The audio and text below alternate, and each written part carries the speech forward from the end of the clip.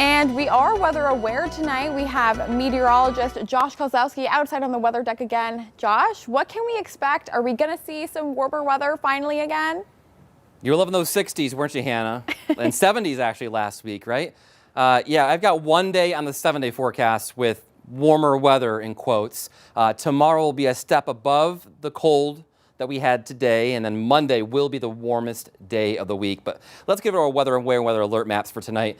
We had wind advisories in effect today with a strong west to west northwest wind, and that really made it cold downtown. On top of the temperatures in the 30s, if you were at the parade, you know what I'm talking about. If you're out shopping anywhere else, you still know what I'm talking about. Okay, this map is not tonight. It's not even tomorrow morning. But we have a new round of wind advisories issued by the National Weather Service from 5 p.m. Sunday through 8 o'clock Monday morning. Strong southerly winds this time, not the west winds we had today, but out of the south. That's a milder warm wind, sustained 15 to 30 miles an hour, but the gusts we're more concerned about, 40, 45, maybe some gusts in some of the hill towns, especially south of Syracuse, up to 50 miles per hour. That could impact some loose objects being moved around, like recycle bins, trash cans. Some tree branches could be rattled, and there could be a couple of power outages here and there, but not everywhere. All right, as far as wind gusts right now, a clear map, nothing to worry about for tonight. And that means the air will settle. It'll still be a cold night in the 20s. We have upper 20s to low 30s on the map right now. So if you're going out late tonight or tomorrow morning, jacket, maybe gloves, you'll be okay.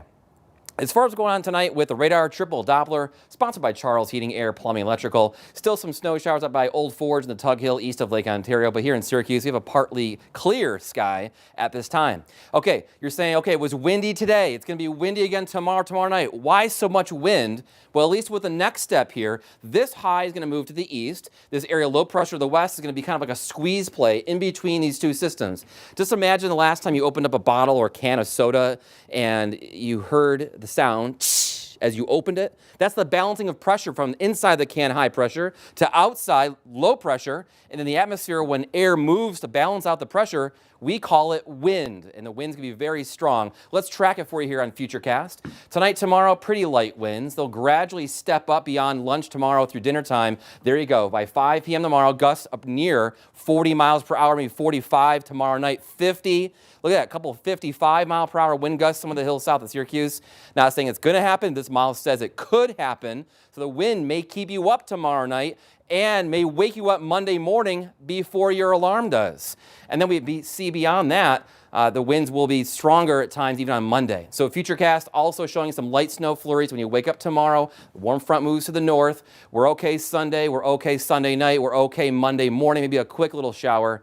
And then, if I don't know how much sun we're going to see, but there could be a line of strong, severe storms as early as 3, 4 o'clock on Monday with a cold front coming through, and there could be some damaging wind gusts associated with that. 47 tomorrow. We go up in the 50s tomorrow night. Strong south winds continue. Monday, 64. And a few strong severe storms possible Monday evening. Tuesday, colder, 24. There could be a flash freeze of wet conditions on the surfaces freezing up for Tuesday morning. We'll track that for you. 30s and 40s to round out winter, and still near 40 for the first few days of spring, Friday and Saturday, Hannah. Thanks, Josh.